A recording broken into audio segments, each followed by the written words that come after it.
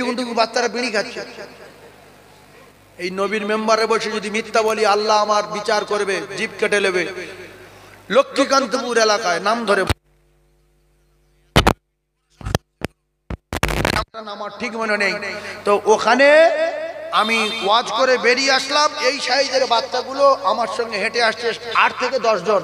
আমার সঙ্গে কে কে ছিল? মাওলানা নজরুল ইসলাম ছিল কালিকাতলা, আমি ছিলাম, আমার ড্রাইভার ছিল, তো আমরা 3 জন আছি। তো বলছে এত লং রাস্তা গাড়ি ছাড়বো, তা কাজ করি। ওদের বললাম এই কোন দোকানে চা ভালো হয় রে? বলছে এই মোড়ে মাথার দোকানে বিশাল চা। বলছে হুজুর আমরা আপনার পাগল। আচ্ছা যেখানে ওয়াজ হয় তোরা চলে যাস? বলছে হ্যাঁ হুজুর এই টিম। এবারে বাচ্চা ছেলে যে জ্ঞান কম তার প্রমাণ দেখেন। এই জন্য ওদের মাথায় সেই মানে ওদের চিন্তা ভাবনা সেটাই নেই যে হুজুর রয়েছে আমরা কি করে বিড়ি কিনি। ওদের যে ব্রেন কম, বলে বাচ্চা আর কুকুরের সমান একটা কথা বলে না। বলে আমার সঙ্গে গল্প করতে করতে এসে বলছে আমি এই দাঁড়িয়ে আছি, মাওলানা নজরুল এই দাঁড়িয়ে আছে, ওই ছোট ছোট ছেলেরা বলছে বাবু এক বান্ডিল বিড়ি দাও তো। রাত তখন 2টো 2:30 বাজে। 1 বান্ডিল বিড়ি দাও। দোকানদার 1 বান্ডিল বিড়ি দিল। আরেকজন বলছে আমার 1 বান্ডিল দাও। ওর 1 বান্ডিল দিল। ওরা দূরে দূরে ছিল, বলছে সেই তো যাবো বাড়ি যাবো তো বিড়ি খেয়ে যাই। আরেকজন বলছে আমার 1 বান্ডিল। 3 বান্ডিল বিড়ি কিনলো। আমি একজনের জিজ্ঞাসা করলাম এই তুই বিড়ি কি করবি রে? বলছে আমার খাই হুজুর, আমি বিড়ি খাই। শুধু এই কথা না, একটা জায়গায় জলসা গিয়েছি মুর্শিদাবাদে, নাম ধরে বলছি ওরা শোনুক, আল্লাহ সামিউম বাসির। নাস্তা করবে, নাস্তা দিতে বলছি, বলছে নাস্তা দিচ্ছি, বিড়ি খাইলে বলে বিড়ি নিয়েছে। আমি মাওলানা নজরুল বলছে এই নজরুল এই নাস্তায় বিড়ি, প্লেটে করে বিড়ি নিয়ে এসছে, যে আগুন জ্বালায় কি গ্যাস লাইটার, ও প্লেটে দিয়েছে। যদি অনেক বলবি খাই তো, আপনারা খান না? যদি না খান তাহলে আমরা চালিয়ে আসছি। তাহলে হঠাৎ হটাও চালাক দাও, মাওলানা দাউদ করে বিড়ি দিচ্ছ। এই কথা যদি কেমন লাগে? আপনারা অনেক মসজিদে বাইরে বাইরে গিয়েছেন, জানেন মসজিদ ইমাম সাহেব বিড়ি খেতে খেতে মসজিদে ঢুকছে নামাজ পড়াবে, মুসল্লিরা বিড়ি খাচ্ছে মসজিদের বারান্দায় বসে, আছে না নাই? ওযু করে না নামাজ পড়তে যাচ্ছে, বলছে বিড়ি খেলে ওযু ভাঙে না। মশলা তো ঠিক জানো ওযু ভাঙে না, কিন্তু বিড়ি খেলে তোমার মুখে যে ফাটাচ্ছে আরো গ্যাস বার হয়, এটা তুমি জানো না? তুমি তো সুবহান রাব্বিয়াল আযীম বলবে, তোমার নাকের পাশে আমার নাক থাকবে, তোমার জন্য আমার কষ্ট হবে, আমার তো সুবহান রাব্বিয়াল আলা বলা গুলিয়ে যাবে গ্যাসের ঠেলায়। যখন নাকের কাছে নাক দেবো, আপনার নাক আর আমার নাক 2 ইঞ্চি ফেরা, ও বলছে সুবহান রাব্বিয়াল আলা, সুবহান রাব্বিয়াল আলা, আর গ্যাস আসছে। আমার তো কিয়ামত হয়েছে, আমি ভাবছি আল্লাহ কার পাশে দাঁড়িয়েছে আল্লাহ, আমি সুবহান রাব্বিয়াল আলা বলবো না, নামাজ হয় না। খিঁচে মিচে চুপ করে আছি। নামাজ পড়ার পরে বলছি ভাই তুই কি খাইছিস রে? বলছে বিড়ি খেয়েছি, কালে গ্যাস নেই, কুলি করে নিয়েছি। যে বিড়ি খায় তার মনে হয় যে আমার মুখে গ্যাস নেই, কিন্তু পাশের লোকের জিজ্ঞাসা করবেন কি গ্যাস, তা ঠিক বলছেন ভুল বলছি? এই দুর্গন্ধ নিয়ে মসজিদে গিয়ে মানুষের কষ্ট দেওয়া যায়? ও তো আপনার পিছনে জীবনে দাঁড়াবে না, মসজিদে যে প্রথম খুঁজবে সে কই, সেই দাঁড়িয়ে রয়েছে ওই পারে দাঁড়াবে, দাঁড়াবে না যে তুই আমার ডাকবি, তুই ওখানে পড়। আর ও সারা এলাকার লোকের সঙ্গে বলবে মসজিদ যে যা পুরী দাঁড়াবে নি, ওর মুখে বিশ্রী গ্যাস। এরপরে অনেকে মূলো খেয়ে নামাজ পড়তে যায়, দৌড়ে চলে যায়। মূলো খেলে একটা ঢেঁকুর ওঠে না, ওই ঢেঁকুর উঠলো মসজিদে নামাজ পড়তে পড়তে সুবহান রাব্বিয়াল আযীম, হাঁটি হাত দিয়ে সুবহান রাব্বিয়াল আযীম বলতে বলতে ইস কিয়ামত শুরু হয়ে গেল মসজিদে, যে কি খেলো রে ভাই। নামাজিদের কষ্ট হবে না? তাই বিড়ি দিচ্ছে খেতে, আর ওখানকার বাচ্চারা বিড়ি খাচ্ছে, যে হুজুর এটা আমরা খাই অসুবিধা নাই। এই জন্য কোন মায়ের পেটে আল্লাহ নবী দিয়েছে, কোন মায়ের পেটে মুজাদ্দিদ দিয়েছে, কোন মায়ের পেটে আল্লাহর ওলি দিয়েছে, আর কোন মায়ের পেটে চোর আর মদখোর দিয়েছে, আছে না নাই? হ্যাঁ, ওই যেমন কর্ম তেমন ফল। ফোন নিয়ে সারা জল সময় ঘুরছে, তোমার ফোন নাম্বারটা দাও, তোমার জন্য খুব মনটা খারাপ আছে, কদিন পর খুঁজি তোমার পাইনি, আল্লাহ তোমার ভালো করে ফোন নাম্বারটা দাও, তোমার সব মাস করবো আমি, দাও। ও কলিজা টুকরারা রাগ করলে হবে না যুবকেরা রে, কখনো মালাকুল মউত আসবে কোরআনে লেখা নাই, হাদিসে লেখা নাই, পৃথিবীর কোন কিতাবে লেখা নাই মালাকুল মউত কখন আসবে আর কখন জান কবজা হবে। সেজন্য আমি যুবকদের বলি, যুবক যার জন্য অন্যায় করছো, স্ত্রীর জন্য না মায়ের জন্য না বাপের জন্য, ছেলের জন্য না মেয়ের জন্য, ভাবি কার জন্য অন্যায় করছো বলো সোনা ভাবি, কেন তুমি অন্যায় করছো? আজকের জাতির কলঙ্ক কিছু নারী আছে নির্লজ্জ, বাচ্চাদের জন্য স্বামীর জন্য কঠিন কঠিন অন্যায় করছে। সংসার চলে না বলে, সংসারে ভালো চলবে বলে, সংসার এমনি করে টোটো কিনবে বলে, অটো কিনবে বলে, নিদেন খাওয়া খাবো বলে, মূর্খ নারী, জাতির কলঙ্ক, জাহান্নামী নারী বন্ধনের ব্যবসায় জুড়ে গেছে। এই যে ভালো করে আপনারা কথাগুলো বোঝার চেষ্টা করুন। আমার আল্লাহ পাক কোরআনে বললেন, ইয়াউমা ইয়াফিরুল মারউ মিন আখি ওয়া উম্মিহি ওয়া আবিহি ওয়া সাহিবাতি ওয়া বানি। ও জ্ঞানী ভাইরা রে, আপনি ছেলে মেয়ে জন্ম দিয়েছেন 20টা ছেলে মেয়ে জন্ম দিয়েছেন, ভিটে বাড়ি মোটা কাটা, প্রত্যেক বছরে একটা করে হয়েছে, প্রত্যেক বছরে একটা করে হয়েছে। এমন ভাবি আছে প্রত্যেক বছর বাচ্চা দেয়, এই রকম ভাবি আছে না নাই? আর জোরে বলে আছে তো। 20টা হওয়ার পরে এ বুড়ো মরে গেছে, 1 কাঠা জমি কিনে নি, একটা দোকানও করেনি। 20 জন ওই 1 কাঠা জায়গার ভিতরে বিরাট একটা হল মতো ঘর ছিল, ওর ভিতরে কোন রকম মানুষ হচ্ছে। কারণ আল্লাহ কি ওই বুড়ো ধরবে যদি 20টা ছেলে মেয়ে জন্ম দিয়েছি জমি কিনিনি কেন বল, বা একটা দোকান কিনিনি কেন, কই পাত ধরবে না? ধরবে না? হ্যাঁ না বলে না তো? ধরবে না? ধরবে না? এই 2-3 জন বলছে ধরবে। এখন এইরকম মানুষ দুনিয়া আছে, তাই গিন্নিগুলো সব বন্ধনে দিয়ে দিয়ে। আল্লাহর কসম ধরবে না। কেন ধরবে? আমার ছেলে তৈরি করার ক্ষমতা আছে। ছেলে মেয়ে স্বামী স্ত্রী মিলন মাধ্যমে দেয় কে? আল্লাহ দেয়। স্বামী স্ত্রী মিলন হলে যদি বাচ্চা হতো তাহলে মানুষ ওই আটকুড়ে হয়ে দুনিয়ার গাছপালা শেকড় চিবুতো না। মিলন হলি বাচ্চা। যাদের বাচ্চা হয় না, কে কি না বলছে, তুই এ কর, খিরি গাছের গোড়ার যে মূল সাদা শিকড়টা ওইটা বেটে 3 দিন খাবি, ও খেয়েছে। আবার বলছে তুই কর, কলা গাছের মাঝখানে যে ওই শিকড় আছে, পুরো মাঝখানে শিকড়, ওই খেয়েছে। তারপরে গোলায় হালছি, কোমরে হালছি, শুধু মাদলির, আজমির থেকে আছে দীঘা বন্ধ, সব জায়গায় মাদলি কোমরে। একটা বাচ্চার দরকার, যত ডাক্তার সবার দেখিয়েছে, বাচ্চা যারা দেবে না কোনো কায়দায় বাচ্চা তৈরি করতে পারবে না। আল্লাহ বলে আমি যার বাচ্চা দেই সেই বাচ্চা পাই। ওয়া মা মিন দাব্বাতিন ফিল আরদি ইল্লা আলাল্লাহি রিজকুহা। আমরা সরকুকুরের চেয়ে ভালো না খারাপ? কথা বলে ভালো তো। আমার আল্লাহ পাক কোরআনে কারীমের ভিতরে জানালেন, তাম পৃথিবী যত আমার সৃষ্টি আছে আমি আল্লাহ পাক দায়িত্ব নিয়েছি, প্রত্যেকের খাওয়ানোর মালিক আমি আল্লাহ, প্রত্যেকের রিজকের জিম্মা আমি আল্লাহ আমার।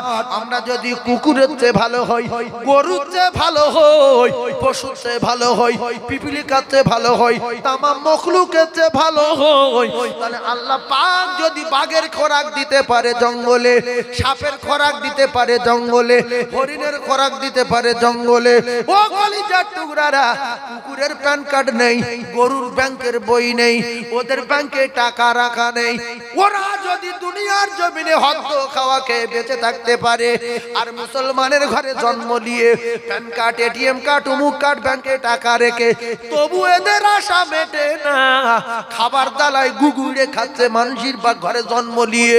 কলিজার টুকরা ভাবি রে, 30টা ছেলে মেয়ে জন্ম দিয়ে যদি 1 কাঠা জমি না কিনতে পারি, আমি কসম খোদাকে বলি আমার আল্লাহ কৈফিয়ত নেবে না, কারণ প্রত্যেকের রিজকের জিম্মা আমি আমার আল্লাহ নিয়েছে। ও কলিজার টুকরা মায়েরা, বুড়া, বেটিরা, আমরা যে একটা জাহান্নামে যাওয়ার কথা বলি, আমি কি আমার ছেলে মেয়ের ভবিষ্যৎ করব না? আমি কি আমার ছেলের ভবিষ্যৎ করব না? না না না না না, তুমি তোমার ছেলে মেয়ের ভবিষ্যৎ গড়ার মালিক না, তুমি তোমার ছেলে মেয়ের ভবিষ্যতের মালিক না, তোমার ভবিষ্যতের মালিক যিনি, তোমার ছেলের ভবিষ্যতের মালিকও তিনি, তিনি হলেন আমার আল্লাহ। মুখ্য নারী জাতির কলঙ্ক, স্বামীর বুঝিয়ে বুঝিয়ে গ্রুপে যোগ দিয়েছে। আমি যদি বন্ধন না করতাম অটো করতে কিনতে, ঘরটা প্লাস্টার কি করে করতে, তুমি জাহান্নামের টিকিটটা কি করে পেতে, তোমার মায়ের কি করে জাহান্নামে দিতে, তোমার বাপের কি করে জাহান্নামের টিকিট দিতে। আমি বন্ধন করলাম বলে তোমার মা নামাজ পড়ে আমার হাতে খায়, জাহান্নামের টিকিট ধরিয়ে দিলাম। তোমার বাপ 5 ওয়াক্ত নামাজ পড়ে আমার হাতে খায়, ও বুড়োরও শেষ করলাম। আর তোমার নাম তো দায়ুসের খাতায় তুলে দিয়েছি, আর দায়ুসুল আদখুলুল জান্নাহ, তোমার জান্নাতে যাওয়ার রাস্তা আটকে দিলাম। আর আমি তো জাহান্নামের লিডার নারী, আমিও খায় হয়ে গেলাম। আর আমার পেটে যে কটা ছেলে মেয়ে হবে সব কটা হারাম রক্তই তৈরি হবে, আর ছেলে মেয়েও নষ্ট করে দিলাম। এই জন্য রাসূলুল্লাহ বলেছেন, যাদের পেটে সন্তান আসে তাদের খানা বিরাট চেক করে খেতে হয়, আল্লাহর কসম। কারণ ওই খানা খাওয়ার পরে যে রক্তটা হয়, ওই রক্তটা বাচ্চার নাভি, মায়ের নাভিটা রক্ত নাভি একটা আছে মায়েদের, ওই নাভিটা কেটে বাচ্চার নাভি জুড়ে দেওয়া হয়। আর ওই খাদ্যখানায় যে রক্ত হয়, ওই রক্তটা বাচ্চার খাদ্য হয়। তাহলে মা যদি বন্ধনের টাকা তুলে খায়, আমার পেটে কচি আছে, 6 মাস হয়েছে, একটু বেশি বেশি খাচ্ছে, লোনের টাকা নাও, বন্ধনের টাকা তোলো 3.5 লাখ, তুলে নিয়ে গোশ লেসো, খাসি লেসো, ডিম লেসো, ভালো ভালো খাবার লেসো, আমি খাই। যত খাচ্ছে বাচ্চার রক্ত হারাম হয়ে যাচ্ছে। ওই বাচ্চা চোর হয়ে আসবে, ডাকাত হয়ে আসবে, 8 বছর বয়স থেকে মদ খাওয়া ধরবে। বুঝলেন, আমি তো শেষ, 5 বছর থেকে মদ খাবে। এইটুকু ও কলিজার টুকরা ভাইরা আমার, প্রত্যেকটা মানুষের আল্লাহ ভালোবাসি। মিশরের জমিনে সাধারণ একটা বাড়ির মেয়ে, তার নাম ছিল হাজেরা। হাজেরার পেটটা তো পরিষ্কার রেখেছিল, টাকা দেওয়ার পরে লোভ দেখিয়ে ওই পেটটা নোংরা করতে পারিনি।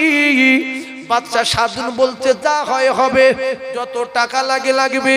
হাজেরার আমি চাই। হাজেরা বলল, ইজ্জতের মালিক আমার আল্লাহ, ইজ্জত দেব আমার আল্লাহর জন্য, আমার ইজ্জতের মালিক আল্লাহর, আমি ওই বেঈমানের হাতে ইজ্জত দেব না। জঙ্গলে কাটালেন, হাজেরাকে খুঁজে পেলেন না। কয়েকদিন পরে জঙ্গল ঢুঁড়ে খোঁজার পরে, চিরুনি তল্লাশি করার পরে হাজেরাকে জঙ্গলে দেখতে পেল। হাজেরা বলছে, না আমি জীবন দেব, কুমিরের পেটে চলে যাব, মাছের গালে চলে যাব, সাপের গালে চলে যাব, ইজ্জত দেব না। আল্লাহ পাকের কুদরতি কারিশমা বজা বড় দায়। ওখান থেকে দেখা গেল জেলেদের জালে পড়লো, হাজেরা বেঁচে ছিল। ওখান থেকে আবার ওই বেঈমানের লোক লস্করেরা ইমরান সহ ধরে নিয়ে বেহুশ অবস্থায় সাধুনের সেই কুকীর্তি করা ঘরের ভিতরে ঢুকিয়ে দিল, যে ঘরে জেনা ব্যভিচারী হয়। হাজেরার জ্ঞান ফিরে গেল। হাজেরা বলে, আল্লাহ আমি কোথায় এসেছি? আমি তো জঙ্গল থেকে সাগরে ঝাঁপ দিয়েছিলাম। অবশেষে দেখা গেল ওই বেঈমান ঢুকে বলছে, হাজেরা আল্লাহ বলে কেউ যদি থাকতো, আল্লাহ তোর বাঁচাতো। আল্লাহ বলে কিচ্ছু নাই। যদি আল্লাহ বলে কেউ থাকতো, তোর মতো অনেক মেয়ে আল্লাহ আল্লাহ করে চিল্লেছে, আল্লাহ তাদের বাঁচাতো। সুতরাং আল্লাহ টাল্লাহ বলিনি, ওসব কিচ্ছু না, মিথ্যা কথা। এখন আমি যেটা বলছি সেটাই শোন। আমার নিয়ম হলো ব্যভিচারী করা, ভালো ভালো মেয়ে ডেকে। তা বলছে বেঈমান আমার আল্লাহ সাহায্য সেকেন্ডে আসে। হাজরা কিন্তু আল্লাহকে বলেনি, আল্লাহর মদত সেকেন্ডে আসে। আল্লাহ জঙ্গলে সাহায্য করেনি, 7 দিন কেটে গেল, সাগরে করেনি। আমার আল্লাহ আমার সেই বেঈমানের বাড়ি দিয়েছে, এটাই শেষ পরীক্ষা। বললে আমার গায়ে হাত দিস নি, আমার আল্লাহ আছে, সরে যা। বলছে এরকম অনেক ভয় দেখিয়েছে, অনেক নারী, হবে না। যেই জড়িয়ে ধরতে গিয়েছে, আল্লাহর তরফ থেকে চোখে এমন একটা ঝিলিক মরে উঠলো, চোখের যন্ত্রণা শুরু হয়ে গেছে। হাজরা কি করলি? বলছে আমি করিনি, আমার আল্লাহ করেছে। জোরে বলেন না সুবহানাল্লাহ, আরে জোরে বলে। হাজরা বল, আল্লাহ বলে, হাজরা তোর উপর আমি রাজি হয়ে গেছি, তোর ইজ্জত আর নষ্ট হতে দেব না। আমি তোর আমার খলিলের সঙ্গে বিয়ে দেব, এই যে তোর আমার দোস্তর সঙ্গে বিয়ে দেব, আর তোর পবিত্র পেটে আমি আল্লাহ নবী পাঠাবো, নবী। সেই হাজরার পবিত্র পেটটা পবিত্র ছিল বলে আল্লাহর পয়গম্বর ইসমাঈল আলাইহিস সালাতু ওয়াস সালামকে মা হাজরার পেটে পাঠিয়ে দিয়েছিল। জোরে বলো। হাজরা যদি টাকার লোভে মিশরের সাধুনের সঙ্গে ব্যভিচারিতে লিপ্ত হতো, ওই পেটে আর নবী আসতো? আরে হ্যাঁ না বলে না, নবী আসতো? ও মায়েরা রাগ করলে হবে না, আমি বড় কড়া কথা বলবো এবারে। কেন ভাঙড় থানা তো আমি খুব একটা ভয় করি, ভাঙড় থানা তো কাশীপুর থানা, একটু আগে আসেন সোনা থানা কাশীপুর, একটু আগে আসেন কলিজার টুকরা লা ইলাহা। অন্য ভাইদের বসার সুযোগ করে দেন। লা ইলাহা ইল্লাল্লাহ, জোরে লা ইলাহা।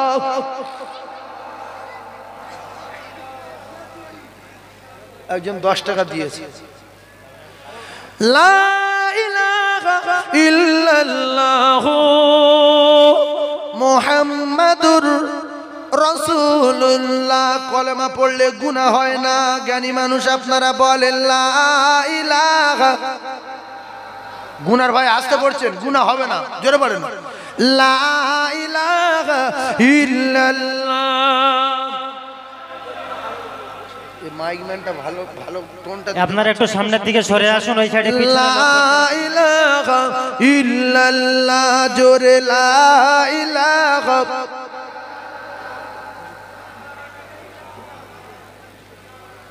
লা ইলাহা ইল্লাল্লাহ মুহাম্মাদুর রাসূলুল্লাহ। একবার জোরে তাকবীর দেন তো, নারী তাকবীর। তাহলে প্রত্যেকটা মায়ের পেট পরিষ্কার রাখার দরকার আছে না নাই? জোরে বলেন। ফাতেমার পেট এরকম পরিষ্কার ছিল, হাসান হোসেনের মা বলছে আমি আমার টোটাল জীবদ্দশায় হাজার হাজার যুবকদের ভিতরে ঘুরতো ফাতেমা, হাজার হাজার যুবকদের ভিতরে, রাসূলুল্লাহ সাহাবায়ে কেরামদের ভিতরে। আল্লাহু আকবার বলছে টোটাল আমার জিন্দেগিতে আমার শরীরের কোনো একটা অঙ্গ আমার আব্বাজানের কোনো একজন সাহাবী দেখিনি। জোরে বলুন। আল্লাহ পৃথিবীর 1 নাম্বার 2টো বাচ্চা আর জান্নাতের 1 নাম্বার 2টো বাচ্চা, যেটা জান্নাতের সরদার হবে 2 ভাই, সেই 2টো সোনার মানিককে ফাতেমার পেটে পাঠিয়ে দিল। জোরে বলুন। ইসমাইল জাবিউল্লাহকে আল্লাহ হাজরার পেটে দিল। পরীক্ষা ছিল। এরপরে আমরা যে ধৈর্যহারা হয়ে যাই, সবর নেই, ধৈর্য নেই। ওই যে কোরআনে আছে ইন্নাল্লাহা মা'আস সাবিরিন, এরকম একটা আছে না নাই? আমরা যদি সবর করি আল্লাহর কসম আল্লাহর বদলা দেবেন। হাজরাত যখন রেখে গেল, ইব্রাহিম নবী কি মিথ্যাবাদী না সত্যবাদী?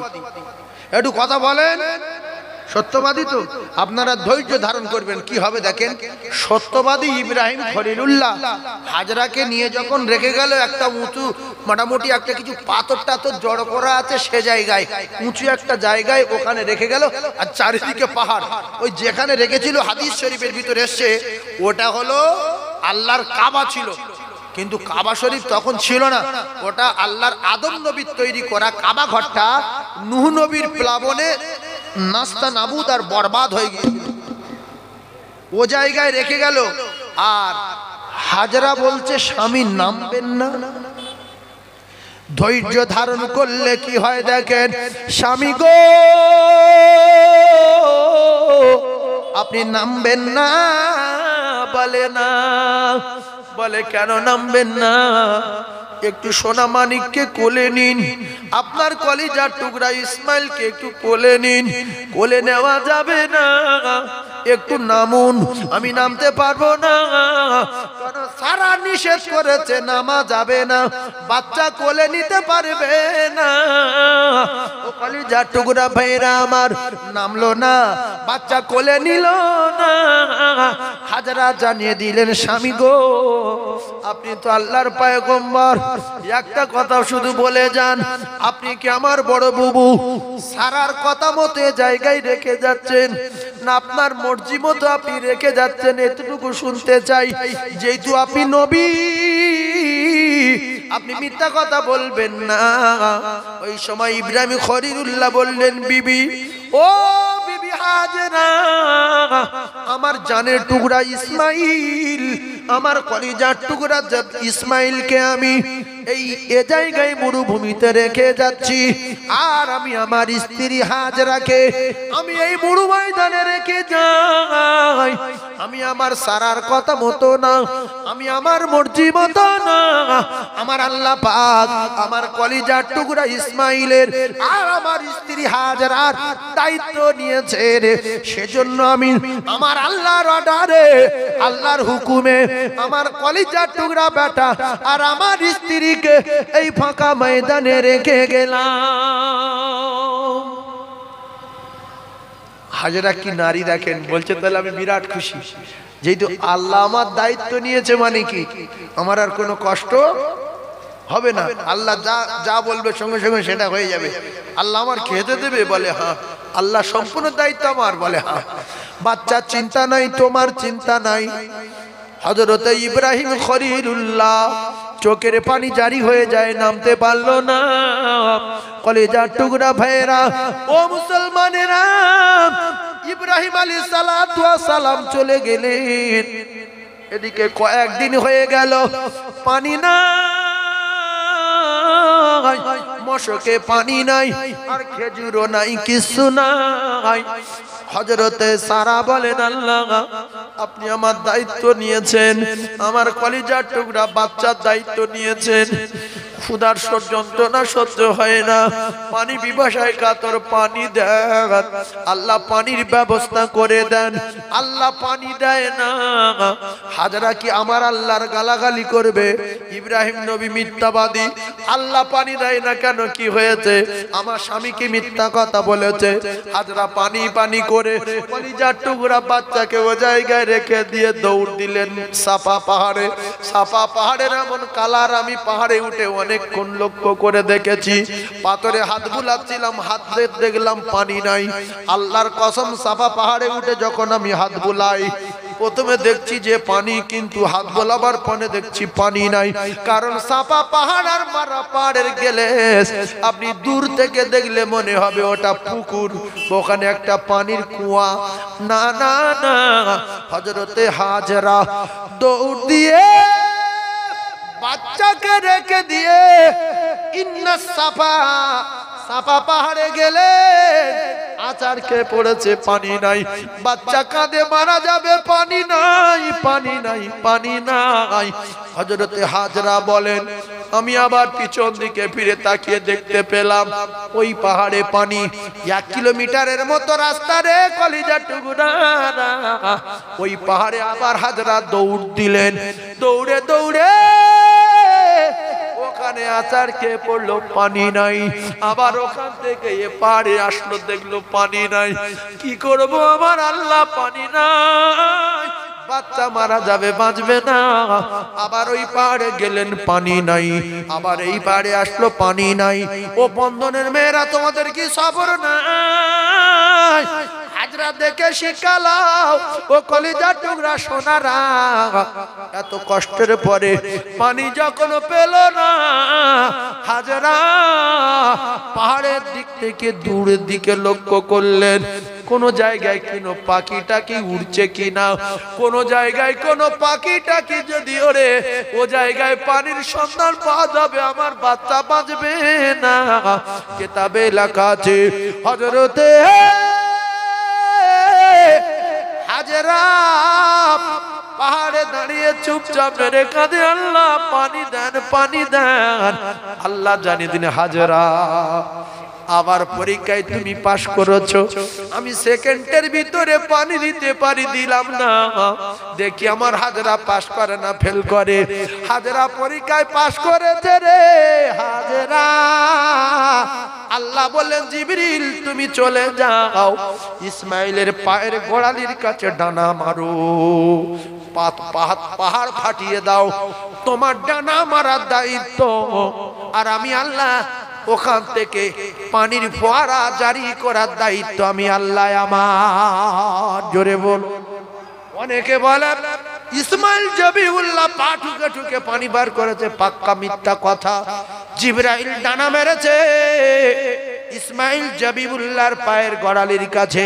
আল্লাহর কুদরতে ও ওখান থেকে পানির ফোয়ারা আমার আল্লাহ জারি করে দিল। আল্লাহ বলে হাজেরা আর কোনোদিন পানির কষ্ট হবে না, রোগ হলে ডাক্তার দেখাতে হবে না, রোগ ব্যাধি হলে ডাক্তার দেখাতে হবে না, এতে রোগ শেফা, এতে রোগ মুক্তি, এতে পেটের যন্ত্রণা ভালো হয়ে যাবে, গার ঘা ভালো হয়ে যাবে, এতে পেট ব্যথা ভালো হয়ে যাবে, মাথার যন্ত্রণা ভালো হয়ে যাবে, আর ক্ষুধা তৃষ্ণা মিটে যাবে।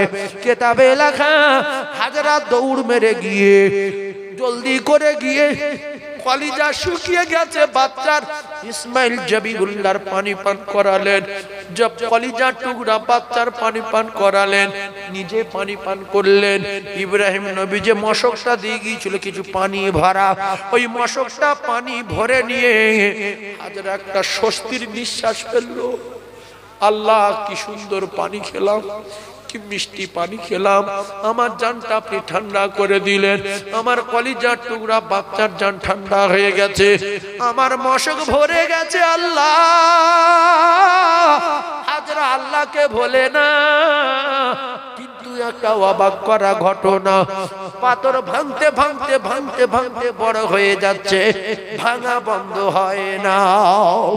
অবশেষে হযরতে হাজরা বসে আর থাকতে পারলো না, উঠে গিয়ে ছোট ছোট পাথরগুলো সংগ্রহ করে বাচ্চা ছেলেরা পুকুর ছেঁচার জন্য, মাঠে গাড্ডা ছেঁচার জন্য আল দেয়। হাজরা পাথর নিয়ে এখানে একটু দিল, ওর পাশে দিল, জম জম জম জম জম, দূর থেকে ঘিরে দিল, যতটুকু ঘিরে দিল অতটুকু ভেঙে ভেঙে গিয়ে পাথরে পাথরে জমে গেল।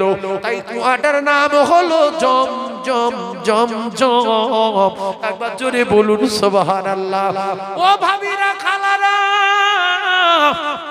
জাহান্নামী নারী যারা শুনে নাও, স্বামী যদি দুদিন ভাত না আনতে পারে তালাক দাও, বাপের বাড়ি যাব, মুখ্য স্বামী, জ্ঞান নাই, কুঁড়ে, এর বংশ খারাপ। আল্লাহর কসম মারে আমার নবী খাদিজার খেতে দিতে পারিনি, শেরে খোদা আলী ফাতেমার খেতে দিতে পারিনি, দিনের পর দিন অনাহারে তারা তাদের গালাগালি দেয়নি, তারা বড় কথা বলেনি, তারা স্বামীর খিদমত করে, স্বামীর খুশি খুশি হয়ে আল্লাহর জান্নাত টিকিট নিয়ে চলে গেল দুনিয়া ছেড়ে জান্নাতে। মা খাদিজা দুনিয়ায় বিল্ডিং তৈরি হয়েছে জান্নাতে। ভাবি রে,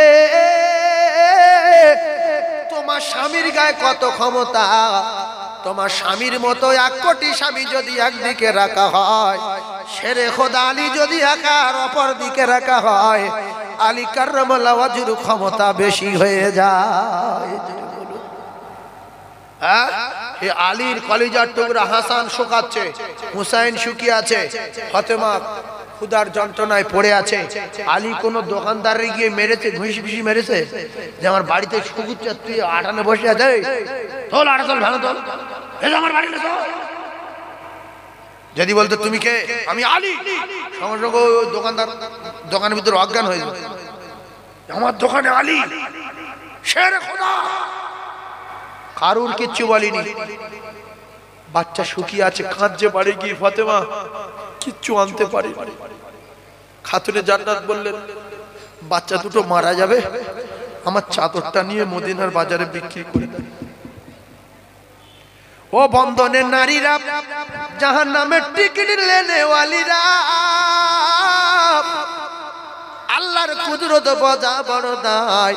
চাদর বিক্রি করতে গেলেন, জান্নাতি রানীর চাদর, জান্নাতি রানীর চাদর, জান্নাতি রানীর চাদর কে নেবে, বিক্রি করলেন 6 টাকা।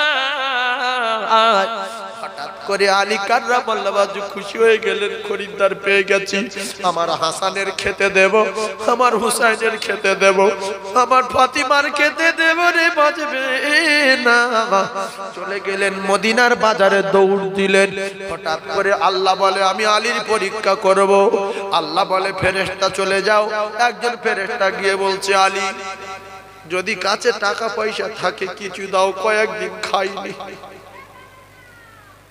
আলী বলছেন 2 টাকা লও, আছে আর ক টাকা,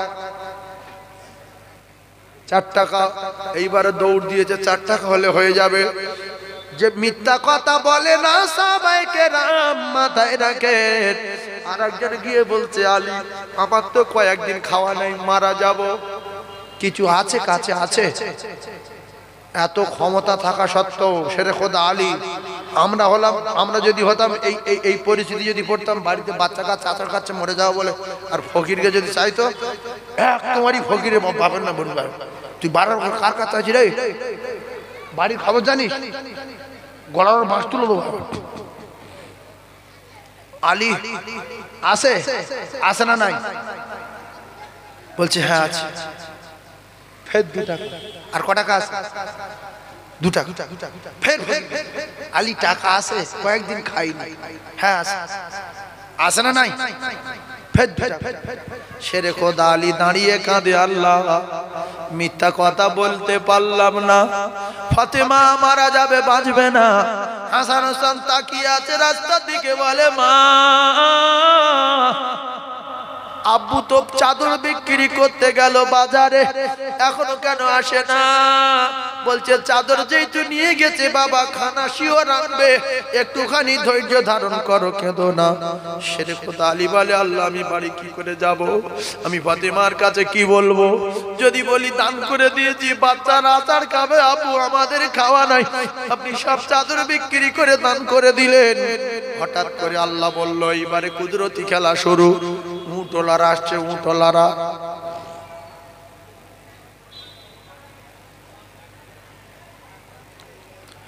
বলছে ও নবীর জামাই এখানে দাঁড়িয়ে আছো কেন?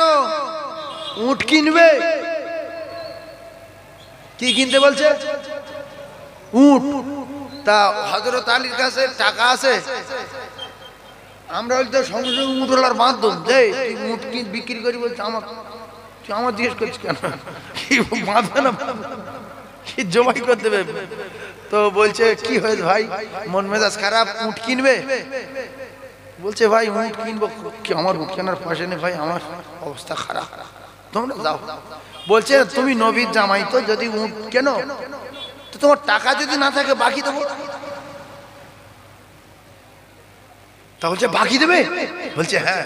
বলছে তুমি তো মিথ্যা কথা বলো না, আর তুমি তো লোকের ফাঁকিও দিতে পারবে না, কেন হাসান হোসেনের আব্বা, ফের রাসূলুল্লাহর জামাই, ফাতেমার স্বামী, তোমার বাকি দেবে। বলছে হ্যাঁ তাহলে দাও। কত? বলছে 6 টাকা। বলছে তুমি বাজারে যত বিক্রি করবে আমার 6 টাকা দিয়ে দেবে। হযরত আলী বলল তাহলে ইয়া সুযোগ ভালো, উটটা বাজারে নিয়ে 60 টাকায় বিক্রি করি। ক টাকা? এখানে আল্লাহর কুদরতে উট বাকি পেয়েছে, আর ওদিকে গিয়ে আল্লাহর কুদরতে খরিদ্দার সব রেডি। আলী উট বিক্রি করবে কত? 60 টাকা। সেকেন্ডের ভিতরে লাভ হলো কত? 54 টাকা লাভ হলো। সঙ্গে সঙ্গে পেয়ে গেছে 60 টাকা। বাকি টাকায় উঠ কিনে সঙ্গে সঙ্গে কত পেয়েছে? 60 টাকা। ফার্স্টে দান করেছিল ক টাকা? 6 টাকা। সেকেন্ডের ভিতরে 60 টাকা পেয়েছে, 6 টাকা দিয়েছে, কত টাকা আছে কাছে? 54 টাকা। আচ্ছা 54 টাকার কথাটা পরে বলছি। এই পরিস্থিতি যদি আমাদের কাছে কোনো ফকির যেত, তার পিঠে চামড়া থাকতো যে তোর বাপের কাছে ভিক করতে যাই? মারতো না। তাহলে এই যে মন নরম করে আল্লাহর কোরআনের উপরে বিশ্বাস করে দানটা করে ধৈর্য ধারণ করেছে বলে আল্লাহ সেকেন্ডের ভিতরে আবার 60 টাকা ফিরিয়ে দিয়েছে। এদিকে ফাতেমা কাঁদছে, আল্লাহ আমাদের কিচ্ছু নেই, রুজি নেই আপনার কাছে, আমার বাচ্চা বাঁচানোর জন্য কিচ্ছু নেই, নামাজের পার্টি, আল্লাহ আমাদের কিছু দেবেন না। হঠাৎ করে শাঁ করে ঘরের ভিতরে জাঁতা ঘুরছে আর আপনি আটা বার হচ্ছে, জোরে বলুন। এই জন্য ধৈর্য ধারণ করার দরকার আছে না নাই? এখনকার মুখ্য নারী, জাহান্নামী নারী, আমি যদি একদিন খাটতে না পারে, চাল আনতে না পারে, হাট বাজার করতে না পারে, তুমি বেড়াতে হয়েছিল কেন? পুরুষ হয়েছিল কেন? পারবে না তো বিয়ে করেছিলে কেন? তুমি জাহান্নামের জন্য ছটফট করতে জাহান্নাম যায় বলে? এই মুখ্য নারী, জাতির কলঙ্ক। ফাতেমা তো হযরত আলী গালাগালি করতে পারতো, মা খাদিজা তো রাসূলের বলতে পারতো যে আমার বিল্ডিং দিয়ে দিলাম, বালাখানা দিয়ে দিলাম, সম্পদ দিয়ে দিলাম, কোটি টাকা সব দান করে দিলাম, আপনার বাড়িতে শোয়ার জায়গা নাই, আমি পা ছড়িয়ে শুতে পারলাম না, একদিন একটা ছেঁড়া সারা ভালো শাড়ি পরতে পারলাম না, একদিন একটুখানি পেট ভরে খেতে পারলাম না, আপনি পারবেন না তো বিয়ে করেছিলেন কেন? এই জ্ঞান যদি কোনোদিন দেখাতো, আল্লাহর কসম আমার আল্লাহ পাকের তরফ থেকে মা খাদিজা কি সালাম পেত? যারা বলুন পেত? রসুল বললেন, খাদিজা বললেন, ইয়া রাসূলুল্লাহ, কোথায় শুয়ে আছি, দুমড়ে আছি কি বেঁকে আছি, ছেঁড়া শাড়ি পরে আছি কি ভালো শাড়ি পরে আছি, খাওয়া আছে কিনা কিচ্ছু দরকার নাই, আমার জীবনটা তো আপনার কদমে দিয়ে দিয়েছেন, দিয়ে দিয়েছি, আপনি যেখানে আমি খাদিজা সেখানে, খাওয়া লাগবে না, আপনি শুধু খাদিজা বলে ডাকবেন, আমার ক্ষুধা তৃষ্ণা ব্যথা বেদনা জ্বালা যন্ত্রণা সব দূর হয়ে যায়, আর আমার কলিজা ঠান্ডা হয়ে যায়। জোরে বলুন সুবহানাল্লাহ।